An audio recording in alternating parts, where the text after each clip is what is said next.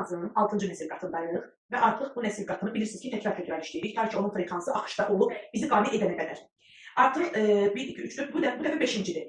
Və sizin ananızın frekans qatında da bu çıxdı ki, artıq ananızın vəziyyətində, yəni emosional vəziyyətində bir durğunluq var. Bu durğunluq da nəyi bildirir? Siz sakitçilik deyə bilərsiniz ona, siz ona hüzurlu deyə bilərsiniz, müxtəlif adlar qoya bilərsiniz. Amma biz buna belə bir ad qoyuruq. Durğunluq.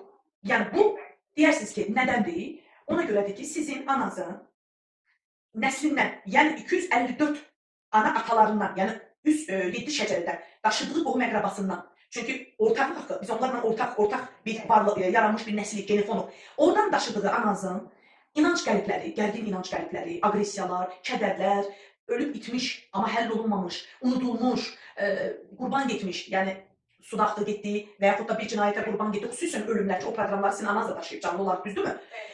Bu proqramlar ananızın şuuraltı qatlarından getdikcə, yəni ananızda bu durğunluq, sizin amma sanki sakitləşibdir dediyiniz nöqtədə biz bugün görüşürük.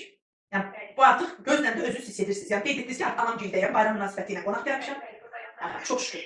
Və biz təkrarən yenə davam edib, ola bilsin ki, bugün də 6-da qaldıq. Çünki yenə də kuantum sahəsində mən oradakı onun enerji tezliyini, yəni ona aid dalğanı yoxlayanda, o dalğalardakı gedişat, yenilik, tezlik qane edəndə həmin onun əsl qatdan sonra daha alt qata. Yəni özümə məxsus işləyirəm mən. Anazdan getmirəm. 7 qatdan gəlir ki, təmizlənəm. Şuuraltı proqram boşalaraq əslində təmizlik deyil, bu da doğru deyil. Əslində ananızın gerçək özünə döndəririk. Yəni yüklərdən qurtularaq. O zaman o daha sağlam, bədənsel olaraq sağlam, huzurlu, rahat inşallah birinə çevriləcək inşallah. Belə.